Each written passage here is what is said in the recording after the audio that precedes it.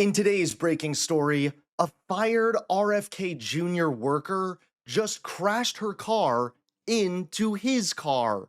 That's right, Donald Trump's reign of chaos is only just beginning. How's it going, everybody? Hunter Avalone here with Occupy Democrats. Welcome back to another video. Now, Donald Trump is a nightmare, and he may be extremely sick. In fact, even far-right influencers are beginning to catch on. We get something really interesting, though, on August 19th. And this is something also that Alex Jones said on a show that I did with him earlier not this month, but last month in August. On August 19th, Trump is quoted in an interview as talking about heaven. And in the context of his meeting with Vladimir Putin and bringing an end to the war in Ukraine, Trump says, "This will get me into heaven," he says, which is, once again, an uncharacteristic thing for him to say. Trump has been with us for 10 years, and like him, love him, hate him, whatever you think about him, this is not a deeply spiritual person. This is a very strong, stoic person, fatalistic, you might say. Pays lip service occasionally to some vague notion of God, cultural Christian religiosity, but he's not a deeply spiritual person, doesn't speak in moral or spiritual terms. And when I saw that quote, I remembered this is something that Alex Jones has said to me also, that privately, people say that Trump is talking all the time about heaven, about going to heaven, about the afterlife, about these things, which is, again, just another one of those data points. It's another uncharacteristic thing. And this only spells massive trouble for the Republicans. The midterms are coming up, and with how unpopular Donald Trump's policies are, it could be a bloodbath. I would say that these two races are the biggest flashing red siren signs for Republicans. Why is that? Let's take a look right now at the prediction market odds in both New Jersey and in Virginia.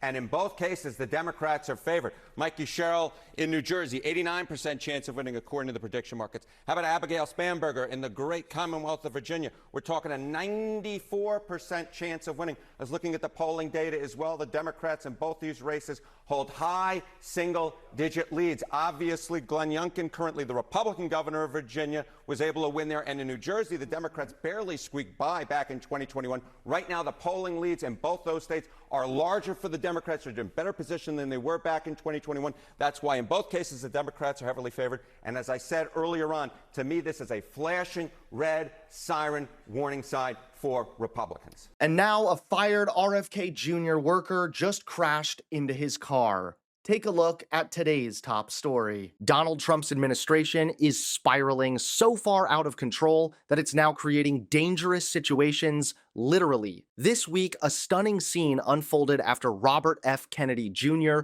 Trump's Health and Human Services Secretary, abruptly fired one of his top aides. Hannah Anderson, the deputy chief of staff for policy, was so distraught after being dismissed that she accidentally crashed her car into Kennedy's vehicle as she left the agency. The incident, first reported by the Wall Street Journal, is the latest example of the chaos inside Trump's health department, where abrupt firings, backstabbing, and forced resignations have become the norm. The turmoil has already claimed top officials, including Dr. Vinay Prasad, the FDA's head of vaccines, who was pressured to resign under pressure from far-right activists, only to be hastily reinstated after Kennedy himself begged the White House to bring him back. And the fallout didn't stop there. Just last week, Susan Monterez stepped down as head of the CDC after only weeks on the job, with the White House coldly dismissing her departure by saying she was not aligned with the president's agenda. Taken together, these abrupt firings, resignations, and clashes paint a picture of an administration so disorganized, reckless, and politically motivated that it is destabilizing the very agencies responsible for keeping Americans healthy. And now, the stress and dysfunction have spilled out of the boardroom and onto the street, with a fired aide crashing her car as she left in tears. If the Trump administration can't even keep its own people safe, how can it possibly keep the country safe? Thanks so much for watching. Please click that like button and subscribe to Occupy Democrats so that you can stay informed and help us stop Donald Trump.